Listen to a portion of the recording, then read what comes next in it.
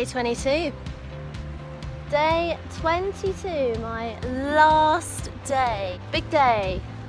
A mixed bag of emotions this morning. Yeah. 300-mile mark today. It's quite surreal. I just can't believe all the months of planning and imagining this moment for so long, and now it's here pretty much, and it's hard to process really. Easy walk today, 7-8 miles. Sophie's Wild Cornwall drawing to a close, but fear not, we'll annoy you with more posts probably in the few days to come.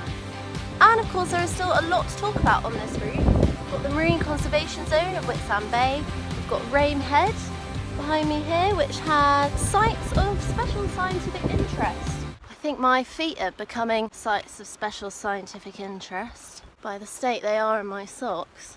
And we've got ponies grazing right here.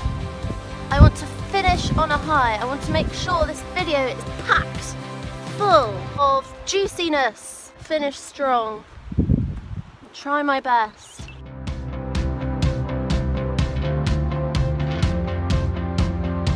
So right behind me here you can see the entire Whitsand Bay, which is absolutely enormous. And Whitsand Bay and the area around Rame Head are a marine conservation zone as well as sites of special scientific interest. Now, Whitsand Bay is home to some really quirky species, one of which is called the ocean quahog, which I've never heard of before, but apparently it's a mollusk that buries itself in the sand and can live up to 400 years, which is absolutely bonkers. Also home to very special habitats such as eelgrass beds, and very sensitive but important seabed habitats, home to things like the cuttlefish, which I spoke about the other day, seahorses, very sensitive to boat activity, fishing activity, oil, plastic. Oh yes, so plastic pollution, as with the whole of the Cornish coast and coastlines in general, is a big problem and a big one to be aware of. And apparently in Cornwall, 250 Cornish seals have been known to have plastic around their necks. And apparently every individual fulmar in the British Isles has recorded microplastics in its gut. Now, if that doesn't make you think twice when you have a plastic straw, I don't know what will. But it's encouraging to see that there are protected zones and lots of work going on to ensure that activity is monitored and sustainable and good for the environment. I'm really going to miss this, I think.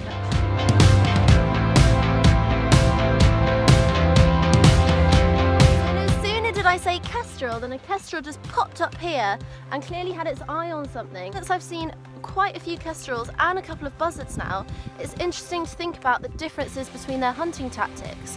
So buzzards have a much broader wingspan and they soar higher and they circle above their prey, and then they swoop in and catch it, and they can catch it in their talons as well, whereas kestrels are instantly recognisable. They fly and they hover into the wind, and then their incredible flight stabilising muscles holds them completely still, even in really high winds, while their eyes are just totally fixed on their prey. And kestrels can see a beetle from up to 50 metres. And in order to maintain the energy that it takes to hold themselves in a hover, kestrels need to eat up to 9 vols a day in order to maintain the energy that it takes to hunt in the way they do.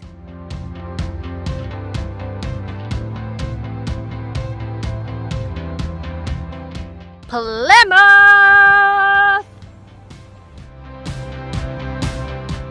The fact it's in sight is enough. Enough of a boost.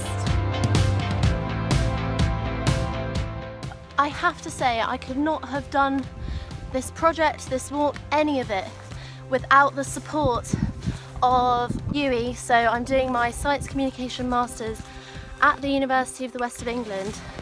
And although they thought this idea was absolutely bonkers to begin with, I can't thank them enough for their support and their guidance and encouragement to turn it into a project that has surpassed my expectations and turned into something that I never could have expected.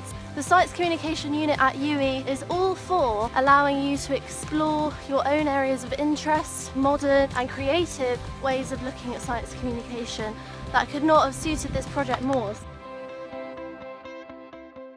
And I guess what I've tried to do throughout the last 3 weeks is just to really try and not only explore and celebrate our local wildlife, local landscape here in the UK, but also present science out of the classroom and show you that you don't have to be sat in front of a textbook, listening to a lecture, watching an hour-long documentary to foster and develop an interest in science and nature. All those things have a time and a place. But what I've tried to show is that just by getting outside and opening your eyes a little bit into what's around you and spending time, you can really start to get in touch with what's around you and really start to understand and care about the environment and the wildlife.